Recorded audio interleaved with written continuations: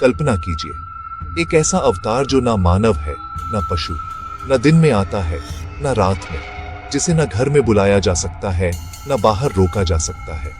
वो है भगवान नरसिंह, भगवान विष्णु का सबसे उग्र और रहस्यमय रूप।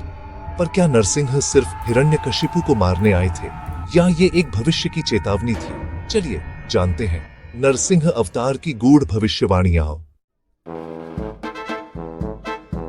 प्राचीन काल की बात है, जब धरती पर असुरों और देवताओं के बीच निरंतर संघर्ष चलता था। इन्हीं असुरों में से एक था हिरण्यकशिपु, एक शक्तिशाली, महत्वाकांक्षी और अत्यंत अहंकारी असुर राजा। उसकी उपस्थिति से समूचा संसार भयभीत रहता था और उसके नाम से ही लोग कांप उठते थे। हिरण्यकशिपु का भाई हिरण्याक्ष एक भयंकर युद्ध में भगवान विष्णु के वराह अवतार द्वारा मारा गया था। इस घटना ने हिरण्यकशिपु के हृदय में गहरा आघात पहुंचाया और उसके भीतर बदले की ज्वाला भड़क उठी। अपने भाई की मृत्यु का प्रतिशोध लेने के लिए हिरण्यकशिपु ने विष्णु को अपना सबसे बड़ा शत्रु मान लिया। उसके मन में केवल एक ही उद्देश्य था, विष्णु को हराना और स्वयं को अजेय बनाना। इस लक्ष्य की प्राप्ति के लिए हिरण्यकशिपु ने कठोर तपस्या शुरू की। उसने वर्षों तक घोर तप किया, न भोजन न जल, केवल ध्यान और साधना। उसकी तपस्या से ब्रह्मा जी प्रसन्न हुए और प्रकट हुए। हिरण्यकशिपु ने ब्रह्मा जी से एक अनोखा वरदान मांगा कि न तो वह किसी मानव के हाथों मरेगा, न किसी पशु के हाथों, न दिन में न रात में, न घर के भीतर न बाहर, न अस्त्र से न शस्त्र से। उसने हर संभावना को सोच समझकर वरदान में शामिल किया। हिरण्यकशिपु को विश्वास था कि अब उसे कोई नहीं मार सकता। वह न घर में सुरक्षित था, न बाहर असुरक्षित, न दिन में न रात में, न अस्त्र न शस्त्र उसका कुछ बिगाड़ सकते थे। इस वरदान ने हिरण्यकशिपु को अभिमानी और निर्दयी बना दिया। उसे लगा कि अब वह अमर है और कोई भी उसकी शक्ति को चुनौती नहीं दे सकता। धीरे धीरे उसका घमंड इतना बढ़ गया कि उसने स्वयं को भगवान घोषित कर दिया। उसने अपने राज्य में आदेश दिया कि केवल उसकी पूजा की जाए। हिरण्यकशिपु ने अपने दरबार में बैठकर अपने अनुयायियों के सामने खुद को सर्वशक्तिमान घोषित किया। उसने अपने राज्य में विष्णु भक्ति पर सख्त प्रतिबंध लगा दिया। मंदिरों के द्वार बंद करवा दिए गए और जो भी विष्णु की भक्ति करता उसे दंडित किया जाता। हिरण्यकशिपु का राज्य भय और आतंक का प्रतीक बन गया। लेकिन हिरण्यकशिपु यह भूल गया था कि धर्म और सत्य को दबाया नहीं जा सकता। जब कोई अधर्म के मार्ग पर चलता है और धर्म को चुनौती देता है तो वह अपने विनाश को स्वयं आमंत्रित करता है। हिरण्यकशिपु का पुत्र प्रहलाद विष्णु का परम भक्त। वो बचपन से ही कहता था, भगवान हर जगह है। उसकी आस्था उसके पिता के अहंकार से टकरा गई। उसे सर्पों में डाला गया, जहर पिलाया गया, अग्नि में झोंका गया। हर बार भगवान ने रक्षा की। ये सिर्फ भक्त की विजय नहीं थी, बल्कि ये संदेश था कि जब सच्ची भक्ति होती है तो स्वयं भगवान प्रकट होते हैं।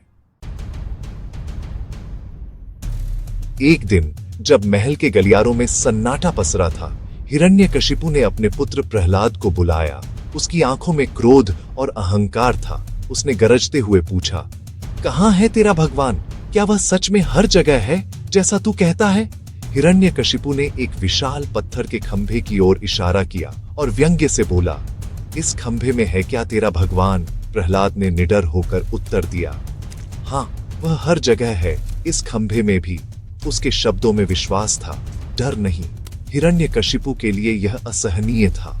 उसका अहंकार और भी भड़क उठा। उसने ठान लिया कि वह प्रहलाद के विश्वास को तोड़कर ही दम लेगा। और तभी हिरण्यकशिपु ने पूरी ताकत से खंभे पर वार किया। महल में गूंज उठी एक भयानक आवाज। खंभा कांप उठा और उसमें से तेज प्रकाश फूट पड़ा। अचानक उस प्रकाश में से प्रकट हुए भगवान नरसिंह, आधे सिंह आधे मानव। यह संध्या का समय था, जब दिन और रात मिलते हैं। महल की दहली पर नरसिंह अवतार प्रकट हुए। उनके नुकीले नाखूनों में बिजली सी चमक थी और उनकी उपस्थिति से पूरा महल थर्रा उठा। भगवान नरसिंह को न अस्त्र की आवश्यकता थी न शस्त्र की। उनके हाथों में ही अपार शक्ति थी और उनका रूप ही न्याय का प्रतीक था। उन्होंने हिरण्यकशिपु को अपनी जांघ पर बैठाया और अपने तीखे नाखूनों से उसका वध किया। यह न दिन था न रात, न घर के भीतर, न बाहर, न अस्त्र, न शस्त्र, सब शर्तें पूरी हुई। यही था वह क्षण जब अधर्म का अंत हुआ और धर्म की पुनर्स्थापना हुई। नरसिंह अवतार ने दिखा दिया कि सच्चे विश्वास और न्याय की हमेशा विजय होती है। पुराणों में कहा गया है, जब अधर्म बढ़ेगा, जब तकनीक मानव पर हावी होगी, जब नेता और वैज्ञानिक खुद को भगवान समझने लगेंगे, जब मासूमों पर अत्याचार होगा, तब नरसिंह चेतना फिर जागेगी। कुछ भविष्यवक्ताओं के अनुसार कलयुग के अंत में एक नया नरसिंह रूप प्रकट होगा जो आधुनिक हिरण्यकशिपुओं का अंत करेगा। क्या वो समय निकट है? क्या आपने सुना है नरसिंह कवच के बारे में? ये एक शक्तिशाली स्तोत्र है जो रक्षा करता है भय, नकारात्मक ऊर्जा और मानसिक अशांति से। तांत्रिक परंपरा में नरसिंह को कष्टहर कहा गया है। आज भी साधक उनकी साधना करते हैं, निर्भयता और आंतरिक शक्ति प्राप्त करने के लिए। नरसिंह अवतार केवल पौराणिक कथा नहीं है, ये एक ब्रह्मांडीय चेतावनी है। ये कथा हमें याद दिलाती है कि जब भी संसार में अन्याय और अधर्म बढ़ता है, तब प्रकृति स्वयं एक शक्ति को जन्म देती है जो संतुलन स्थापित करती है। नरसिंह का प्रकट होना केवल एक ऐतिहासिक घटना नहीं, बल्कि एक गहरा संदेश है कि हर युग में जब बुराई अपनी सीमा पार करती है, तब सृष्टि का नियम बदल जाता है। ये संदेश हमें प्रेरित करता है कि हम भी अपने भीतर की शक्ति को पहचानें। जब अधर्म हद पार करता है, तो सृष्टि स्वयं ऐसे रूप को जन्म देती है जो धर्म की स्थापना करता है। यह केवल देवताओं की कहानी नहीं, बल्कि हर इंसान के भीतर छुपी उस शक्ति की कहानी है जो अन्याय के विरुद्ध खड़ी हो सकती है। मित्रों, क्या आप तैयार हैं? क्या आप अपने भीतर की उस चेतना को जगाने के लिए तैयार हैं जो हर कठिनाई में आपको अडिग रखेगी?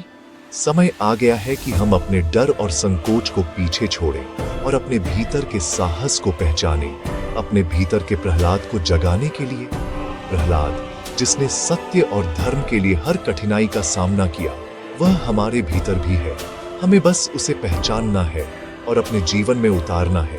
अगर आप भी इस संदेश से जुड़ते हैं तो कमेंट करें, जय जय नरसिंह देव।